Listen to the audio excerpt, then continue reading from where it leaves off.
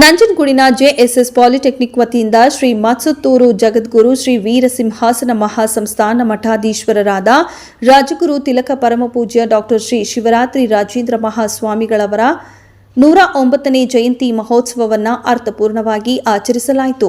ಪಟ್ಟಣದ JSS polytechnic college ಆವರಣದಲ್ಲಿ ಹಮ್ಮಿಕೊಳ್ಳಲಾಗಿದ್ದ ಕಾರ್ಯಕ್ರಮದಲ್ಲಿ ಪರಮಪೂಜ್ಯರ ಭಾವಚಿತ್ರಕ್ಕೆ ವೇದಿಕೆ ಮೇಲಿನ ಗಣ್ಯರು ಪುಷ್ಪಾರ್ಚನೆ ಮಾಡುವ ಮೂಲಕ ಚಾಲನೆ ನೀಡಿದರು.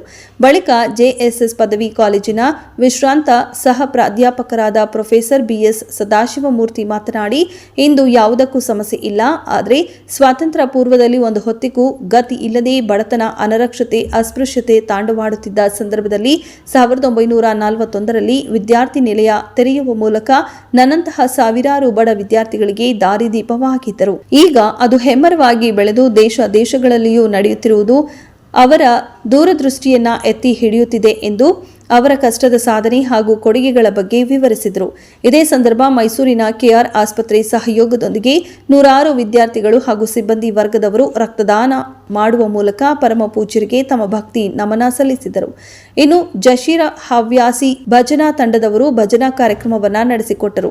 ಇದೇ ಸಮಯದಲ್ಲಿ ವಿಜ್ಞಾನ ವಿಭಾಗದ ಮುಖ್ಯಸ್ಥರಾದ ಜಿ ಪ್ರಭು ಪ್ರಸಾದ್ ಅವರು ಪ್ರತಿಜ್ಞಾವಿಧಿ ಬೋಧಿಸಿದರು. ಸಮಾರಂಭದಲ್ಲಿ ಕಾಲೇಜು ವತಿಯಿಂದ ವೇದಿಕೆ ಮೇಲಿನ ಗಣ್ಯರನ್ನ ಸನ್ಮಾನಿಸಿ ಗೌರವಿಸಲಾಯಿತು.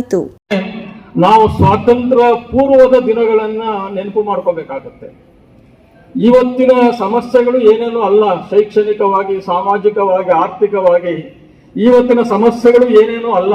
ಹಾಗಾಗಿ ಅವರ ನಿಜವಾದ ಸೇವೆಯನ್ನ, ಸಾಧನೆಯನ್ನ ನಾವು ಪ್ರಾಮಾಣಿಕವಾಗಿ ಅರ್ಥ ಮಾಡ್ಕೋಬೇಕು ಅಂತ ಹೇಳಿದ್ರೆ 47ರ ಹಿಂದಿನ ದಿನಗಳಲ್ಲಿ ಈ ದೇಶದ, ಈ ಸಮಾಜದ ಪರಿಸ್ಥಿತಿ ಏನಿತ್ತು ಅಂತಕ್ಕಂಥದ್ದನ್ನ ನೆನಪು ಮಾಡ್ಕೋಬೇಕಾಗತ್ತೆ.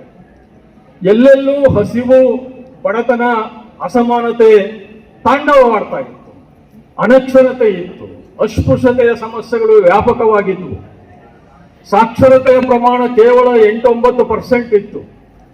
100ಕ್ಕೆ 80ರಷ್ಟು ಜನ ಬಡತನದ ರೇಖೆಯ ಕೆಳಗಡೆ ಜೀವಿಸ್ತಾ ಇದ್ರು. ಒಂದೊತ್ತಿಗಿದ್ರೆ ಇನ್ನೊಂದೊತ್ತಿಗೆ ಇರಲಿಲ್ಲ. ಶಾಲಾ ಕಾಲೇಜುಗಳು ಎಲ್ಲೋ ಜಿಲ್ಲಾ ಕೇಂದ್ರಗಳಲ್ಲಿ, ತಾಲೂಕು ಕೇಂದ್ರಗಳಲ್ಲಿ ಮಾತ್ರ ಇದ್ದವು. ಹೋಬಳಿ ಮಟ್ಟದಲ್ಲೂ ಇಲ್ಲ, ಗ್ರಾಮೀಣ ಮಟ್ಟದಲ್ಲಂತೂ ಇರಲೇ ಇಲ್ಲ. ಗ್ರಾಮೀಣ ಬಡ ವಿದ್ಯಾರ್ಥಿಗಳು ವಿದ್ಯಾಭ್ಯಾಸ ಮಾಡಬೇಕಾದ್ರೆ, ಹೈಸ್ಕೂಲ್ ಓದಬೇಕಾದ್ರೆ, PUC ಮಾಡಬೇಕಾದ್ರೆ, ಪದವಿ MA ಮಾಡಬೇಕಾದ್ರೆ ಬಹಳ ಕಷ್ಟವಾಗಿದ್ದಂತಹ ದಿನಗಳು. ಅಂತಹ ದಿನಗಳಲ್ಲಿ ವಿದ್ಯಾರ್ಥಿ ನಿಲಯವನ್ನು ಆರಂಭ ಮಾಡ್ತಕ್ಕಂತಹದ್ದು, ಅನ್ನದಾಸೋಹವನ್ನ ಮಾಡ್ತಕ್ಕಂತಹ ನಿರ್ಧಾರವನ್ನ ಕೈಗೊಳ್ತಕ್ಕಂತಹದ್ದು ಇದೆಯಲ್ಲ, ಅದು ದೊಡ್ಡ ಸಾಹಸವಾದ ಕೆಲಸ. ಪರಮ ಪೂಜ್ಯ ರಾಜೇಂದ್ರ ಶ್ರೀಗಳು ಅದನ್ನ ಮಾಡ್ತಾರೆ. ಈ ಭಾಗದಲ್ಲಿ ಬೇರಾವುದೇ ಮಠ, ಅನೇಕ ಮಠಗಳಿವೆ. ನಮ್ಮ ನಂಜನಗೂಡು ತಾಲೂಕು ಇರ್ಬೋದು, ಹಳೆಯ ಮೈಸೂರು ಜಿಲ್ಲೆ ಇರ್ಬೋದು, ಕರ್ನಾಟಕದಲ್ಲಿ 5,000 ಚಿಲ್ಲರೆ ಮಠಗಳಿದ್ವು ಅಂತ ಹೇಳಿ ಹೇಳ್ತಾರೆ. ಇವತ್ತು ಕೂಡ ಒಂದು 3,000 ಚಿಲ್ಲರೆ ಮಠಗಳಿವೆ. ಅನೇಕ ಮಠಗಳಿದ್ರೂ ಕೂಡ ಪ್ರಪ್ರಥಮ ಬಾರಿಗೆ ಸುತ್ತೂರು ಮಠದ ಜಗದ್ಗುರುಗಳು ಗ್ರಾಮೀಣ ಬಡ ವಿದ್ಯಾರ್ಥಿಗಳಿಗೆ ವಿದ್ಯಾರ್ಥಿ ನಿಲಯವನ್ನು ತೆರೆದು ಅವರ ವಿದ್ಯಾಭ್ಯಾಸಕ್ಕೆ ಅನುಕೂಲವನ್ನು ಮಾಡಿಕೊಡ್ಬೇಕು ಅಂತಹ ಸಂಕಲ್ಪವನ್ನು ಮಾಡ್ತಾರಲ್ಲ, ದೀಕ್ಷೆಯನ್ನು ತೊಡ್ತಾರಲ್ಲ, ಅದರ ಫಲವನ್ನು ನಾವು ಇವತ್ತು ಅನುಭವಿಸ್ತಾ ಇದ್ದೇವೆ. ಇವತ್ತು JSS ಮಹಾವಿದ್ಯಾಪೀಠ ಏನು ವ್ಯಾಪಕವಾದ ದೇಶದಾದ್ಯಂತ ಮತ್ತು ಅಂತಾರಾಷ್ಟ್ರೀಯ ಮಟ್ಟದಲ್ಲಿ 360ಕ್ಕೂ ಹೆಚ್ಚಿನ ವೈವಿಧ್ಯಮಯವಾದ ಸಂಸ್ಥೆಗಳನ್ನು ತೆರೆದಿದೆಯಲ್ಲೋ, ಇದರ ಹಿಂದಿನ ಮೂಲ ಯಾವುದು ಅಂತ ಹೇಳಿದ್ರೆ ರಾಜೇಂದ್ರ ಶ್ರೀಗಳು ಸ್ಥಾಪನೆ ಮಾಡಿದ್ದು 41ರಲ್ಲಿ ವಿದ್ಯಾರ್ಥಿ ನಿಲಯ ಮೈಸೂರಿನಲ್ಲಿ. ಒಂದು ಸಣ್ಣ ಘಟನೆ.